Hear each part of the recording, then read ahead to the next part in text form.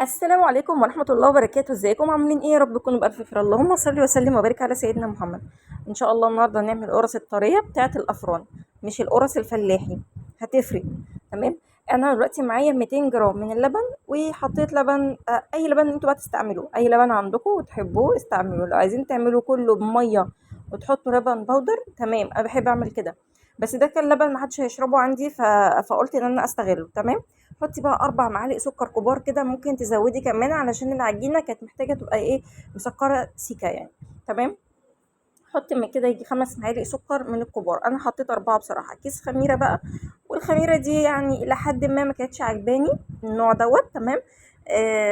لقيت ريحته قويه قوي، فما كانتش عجباني بصراحه، او عشان الجو بقى مش لطيف. فريحة الخميرة كانت باينة جدا، اكنك انتي سايبة العجينة تخمر بقالها 3 4 ساعات، يوم كامل. هبدأ ان انا اقلب كده، وبعدين هغطيها كده على جنب شوية. اختبر الخميرة لاني ما كانتش مريحاني. هختبر الخميرة اشوفها، هل هي هتخمر معايا ولا لا. مش تخمر معايا، انا هشوف خميرة تانية. تمام. دلوقتي بقى طبعا انا بعمل القرص الطرية العادية بتاعة الافران، اللي ما بيبقاش لها طعم دي، بس احنا ايه بنعملها كده جنب الشاي. لكن في فرق ما بينها وما بين اللي هي الفلاح اللي بتبقى فيها سمنه كتير. انا دي هحط لها يعني كوبايه الا ربع سمنه على زيت، زي انتوا شايفين كده، او نص كوبايه. يعني حوالي 100 جرام، اوزني 100 جرام كده سمنه على زيت، او سمنه بس اللي يريحك. انا حاطه حوالي 60 جرام من السمنه و40 من الزيت. تمام. معايا كيلو دقيق، عندي شويه سمسم كده، كان نفسي احط شويه شمر بس ما كانش عندي الحقيقه، فانا قلت ان اي حاجه في البيت هعملها. طبعا انتي لو عامله مشروع ودلوقتي الجو حر جدا، وكريمه بتسيح منك وما بتشتغليش شغل، بتاخديش شغل كريمه كتير وطرط كتير وكده، فنبدا نعمل، ما توقفيش مشروعك وابداي اعملي القرص الطريه دي، تحفه بصراحه، هي حلوه. تمام. حطي بقى معلقتين كده كبار من السمسم، عندك شمر حطي، عندك شويه ينسون حطيهم، بس كل الكلام ده يكون ايه، مطحون او ناعم يعني. تمام. حطي بقى ذرة الملح اللي هي بتبقى سنة في اي خبيز احنا بنعمله او اي عجين. حطي معلقة كبيرة من البيكنج باودر، وده اللي هيخليه من جوه هاشش، يعني هيخلي العجينة هشة غير الخميرة خالص، مالناش دعوة بالخميرة. يعني الخميرة اساسي، بس البيكنج باودر ده اللي هيخليه هاشش. معلقة كده كبيرة، ممكن كيس كده تشيلي منه حاجة بسيطة. قلبي كده الكلام ده كله مع بعضه. تعالي بقى في العجان، الخميرة لقيتها تمام الحمد لله خمرت، فهبدأ ان انا احط عليها السمنة بتاعتي، هدلقها عليها. طبعا انا حاطة هنا السكر والخميرة واللبن، ماشي. هدلق عليها كده كوباية السمنة اللي معايا، او السمنة على زيت اللي يعجبك واللي يريحك. هحطها وابدأ ان انا احط العجين و وبعد كده الدقيق اللي انا مقلبة عليه السمسم والبيكنج باودر والملح. تمام كده. حط بقى الدقيق كله، ده كيلو دقيق كامل، كيس كامل ونخليه، والدقيق ده اسمه حبوبة، يعني اول مرة استعمله اصلا، فقلت مش هستعمله في حاجات يعني ديفورات او كده، لا انا عشان انا مش مجرباه بصراحة، فانا قلت هستخدمه في مخبوزات.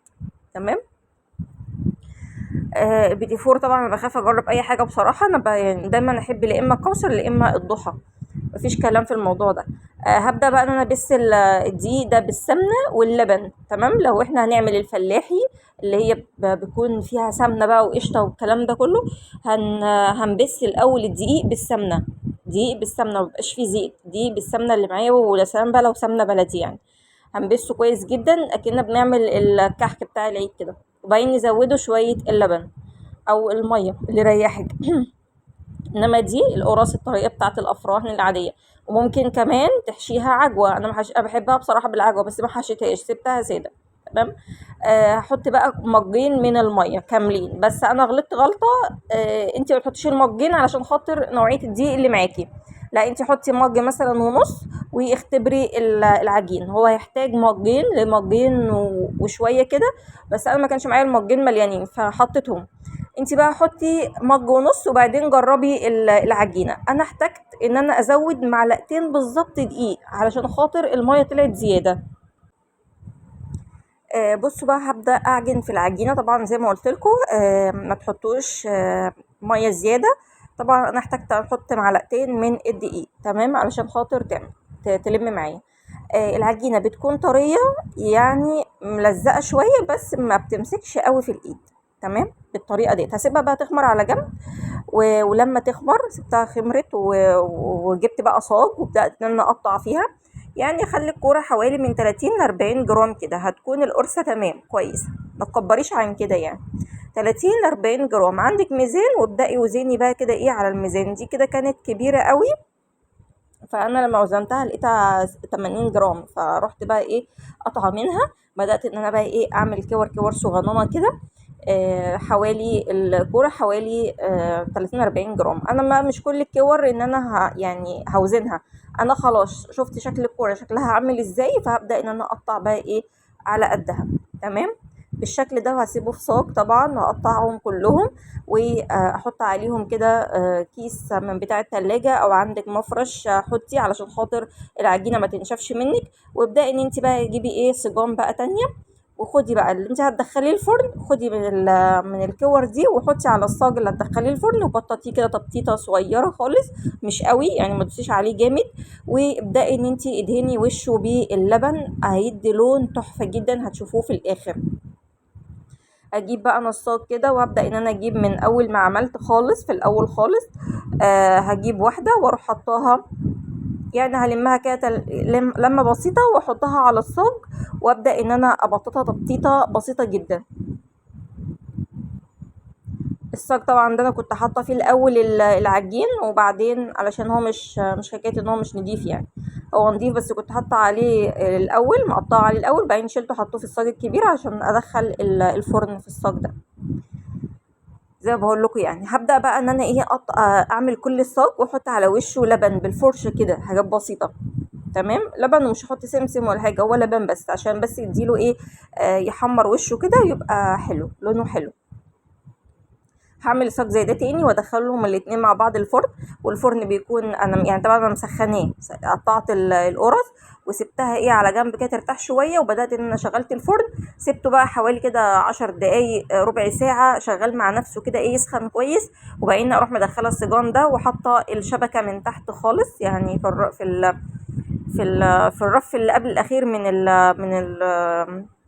الارضيه بتاعه البوتاجاز، ومخليه الفرن على درجه حراره 180. بصوا خد لون حلو من تحت ومن فوق. لو ما خدش لون من معاكم من فوق روحوا فاتحين الشوايه من فوق هياخد لون. بصوا القرصه طريه جدا وهشه من جوه، ده اللي بتكلم فيه، ده نتيجه البيكنج باودر. تمام، وممكن كمان تحطوا سنه خل لو حابين تحطوا خل. كوبايه شاي بقى ولا كوبايه لبن كده هيبقى تحفه جدا. لو حابه تطلعيه مشروع طبعا مفيش اي مشكله. هتبداي بقى ان انت تجمعي القرص بتاعتك ديت في قلب علبه كده محكمه وتقفلي عليها، وبالف هنا وشفا. لا اما تطلعها الاوردرات بتاعتك، طبعا شوفي تكلفتك والمكان اللي انت ساكنه فيه وكل الكلام ده، ورتبي امورك.